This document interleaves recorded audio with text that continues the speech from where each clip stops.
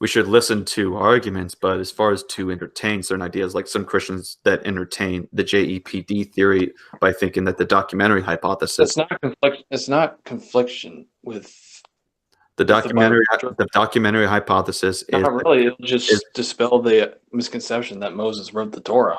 which would then discount what the Bible itself claims. The Bible itself does not claim that. Moses did not write Torah. There's one time where No. Jesus said Moses wrote about me, but that he could have written bits and pieces of the originals, and it should be common sense that the Are you Torah sure? Are was you compiled sure? over time. Are you sure about that? Because as far as Jesus, as well as others in the Old Testament, I just said that. Yeah, exactly. But the point is that they mention that, and that there is no reason to think that they are having some sort of lying or doubts. Yeah, there's bits and pieces that real Moses probably wrote, but There's a majority actually, and the majority got compiled over time. the majority is actually what he wrote, and it's only a minor bit that was of either from, the scribe Joshua, and then of course he would write Joshua, the book of Joshua, and then other people that would mention minor like scribal things, like for example when it uses things that are anachristic. These are of course, as scholars note, things that just come in from later editorial things, but they're not really anything significant. This is something that Gordon Wenham notes in the ESV study Bible on his notes concerning the JEPD theory. Oh, where else There's is that? a lot of Where else did anachronism. he write about that? Huh? Where else did he write about that? Gordon Wenham. That's all I really know on concerning that, because he deals with the he tackles that in the introduction that he had.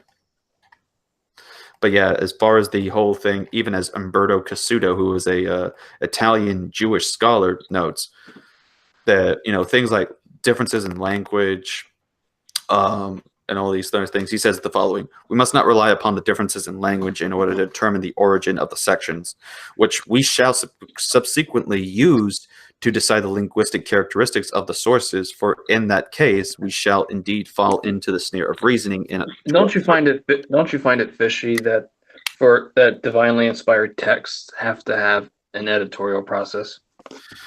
I don't good. find it fishy. Again. Well, no. I mean, here's the thing, though. They're divinely inspired, but Right. that means that a human has to write it.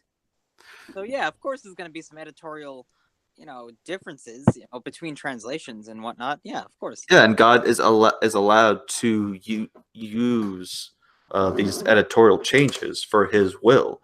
Exactly. So we may not have the Torah as it may originally have been first composed and written down, but we have ultimately the text of the Bible. We ultimately have the same text that God wants us to have, and these small, like, little textual variants that would be in there, they do not affect the overall meaning and message that God is trying to relate in the Torah. When it comes to that whole thing about the editors and all this sort of stuff, and the way that they're trying to use the whole thing to determine source. First of all, you cannot find me anywhere about a mention of a J source or an E source or any of these sources in. Listen.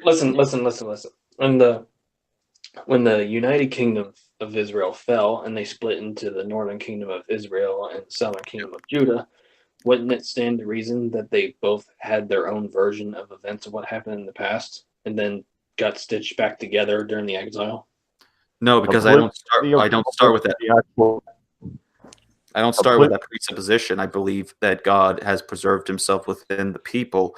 And again, that is a presupposition you start with. That is not a fact that they would have different ideas of That is the reason. It's common sense. The North were vile people. The South were both good and bad. And right. They both had their own versions of events. Right. And other people say common sense says telephone game concerning the tradition of the New Testament. So again, I don't accept this idea of common sense being used as an argument. I am interested in facts. I'm interested in data. Do you have facts and data of a J source that was either in a manuscript form or that somebody in No, antiquity that's why talked it's about. called, that's why it's still a theory, but it's a pretty sound Exactly. theory. Exactly, and that's why it's from a liberal school of theories and scholarship that even was around during Lewis's time. As Lewis points out, people were trying to, while C.S. Lewis was alive, saying C.S. Lewis didn't write these Chronicles of Narnia books based off of certain literary things and differences in style of language. Come on, We that's think the stupid. sequel was actually written by somebody besides C.S. Lewis, and C.S. that's Lewis laughed at this. That's stupid. Exactly. That's how I view the documentary hypothesis. It's stupid. It's the same thing. You really don't think that you really think that the Northern Kingdom and the Southern Kingdom were both consistent with their versions of what happened in the past? No, well, Concerning the issue of God and No. what happened in the past and who was God, yeah. They disagreed on who was God. The Northern Kingdom of Israel treated Yahweh like an ordinary Canaanite god. Can you show me documentation? Documentation. Yeah. Can you show me a primary source of history that documents that they viewed him as viewed him in the same way of a Canaanite god? Can you show me a source that provides that is primary? Even the Bible Project knows this. I'm asking you to provide me a primary source. I don't have it right at my hand. I wasn't Thank you. expecting to. Right. So, don't go making claims without evidence, though. So I have to have a source on every single time I say something. If you make a claim, a knowledge claim like that, right? Otherwise, like I could say, White Injun said he wants to cheat on his girlfriend, and you'd have to ask, or someone have to ask, where did he say that? Like, well, wait, I have to have something that shows that. Do I have to have evidence or a source for that? You would expect and want me to have a source when I make some bold claims like that. So obviously, you can read the book Israelite Religions. It's by a fairly conservative liberal scholar. I'm sorry about that. Did you just say a conservative liberal scholar? Yeah, one there's things he's conservative about and things he's liberal about. That just makes him at this point just kind of a moderate. If he's on and off, I would just consider that a liberal scholar essentially, because I don't think there's that. A conservative liberal is an oxymoron, in my opinion. I don't think that such a thing is possible of existing. Not only that, but if you're going to say you could look up this or that or read this or that, that must mean that you have it yourself. So let's have it. Yeah, and plus I have read my sources. I've read as I mentioned, the article from Gordon Wenham, the Biblical Theological Introduction to the Old Testament, where John D. Currid has commented on the issue of the documentary hypothesis. Emmanuel Tav even comments a bit on the whole thing, and while he may have an interest in liberal point of view, even he admits there's really not much evidence that we can go to that points and proves of this whole thing. The Dictionary of Old Testament from InterVarsity Press being another one. Even who was the leading scholar of his time before Michael Heiser came, Gleason Archer, said that there is definitely a lot of problems, and he's surprised that a lot of people. Gleason Archer is fringe. Fringe, really? Yeah, he was not really that much respected by a majority of scholars. Well, I heard different stories, so there you go. Again, you have Heiser himself. Heiser even says that really people are still believing this nonsense. I mean, I understand where you're coming from when you say like the different kingdoms of Israel and Judah. Now, I would say that historically it's primarily based on politics. But either faction wants to think that their side is correct, and I'm sure there are people in those factions who are going to use religion to their advantage. But that doesn't mean that they don't, they're not all following the same religion, and they're just using it differently for their political ideology. Right. And so, again, I've looked into this. I even have a commentary, forget what it is, HarperCollins Bible commentary, and it utilizes scholars that promote this JEPD or the documentary hypothesis in general, and they just base it off of, for example, like the J in the E source. The popular usage of this is, well, one says sometimes when they say Yahweh, and then there's times they say Elohim. Okay, When it says Yahweh, that means it's from a group of people that believe in a God whose name is Yahweh, and that when they say Elohim, this is a separate, different religious group or different group of people that believe the true name of God was Elohim. But What? it's the same God. Right. So the issue is that no, it's not the different religions or different groups. They're the same people. There's just times that they call him Yahweh, and then there's times they call him Elohim. In fact, there's actually something that was from Daniel Block in the Holman Illustrated Bible Dictionary, where he points out why there's the calling him of a different or not was it the him or was it someone else that mentions why the names were called differently. Let me see if I can actually. Oh yeah, it was Umberto Cassuto, because Umberto Cassuto wrote a book called The Documentary Hypothesis, where it was a book dedicated to refuting and debunking and demolishing it.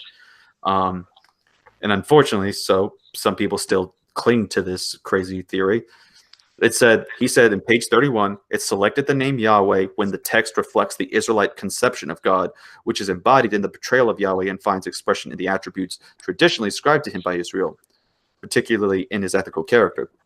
It preferred the name Elohim when the passage implies the abstract idea of the deity prevalent in the international circles of wise men. So there's another reason for why it uses that kind of language. So again, this textual criticism that is being utilized for this is a very slippery slope that if we were to actually utilize, as was noted by the Christian apologist Warwick Montgomery, that you could actually do that with scholars today and think that, this scholar actually didn't write his book. So I could do the same thing with, say, for example, Michael Heiser. I could do a critical type of thing and try to look for styles and differences, or John Walton, and say, John Walton didn't really write this book, or Michael Heiser didn't really write this particular book because it differs from his previous works. Yeah, it just sounds so arbitrary. It's kind of hard to take it seriously at this point. Why did I even talk about the documentary hypothesis in my research paper regarding the Exodus? Right. And again, just because a bunch of people affirm that the theory is true doesn't mean that it is, because you would affirm that an Exodus existed, I would assume, as Christianity, as that being the case. I see the Exodus as I see the Trojan War, and it happened, but it doesn't seem to be as on a grand scale as portrayed in that text. Okay. But the point is that it happened, that the Exodus happened, and that what was written in the Bible happens. And so what we had there occurred, and that there is archaeological evidence, and there is archaeologists that would agree with this, but The majority of archaeologists don't think so. Correct. And so they are wrong. Plus, it's argument about populum. I think we're getting Exactly. a little bit off track here. When We did get a bit carried off, and I'm sorry for that. Difference between the factions in Israel. One side called God this name, one side called it the other, and that really just has to do with political allegiance. It has nothing to do No, with it's not I don't buy the theory as presented by the. No, it's. I would. Well, why not? I say that each kingdom had their own versions of events what happened, and the Jews during the exile stitched them back together. Yeah, of course they did. Well, of course they have their own versions of events. I mean, history is written by victors, and if you have a civil war and you split up, of course different kingdoms are going to have their own unifying sort of history. But when it all comes down to it, at the end of the day, you can just look up historical fact and realize, the facts from both sides.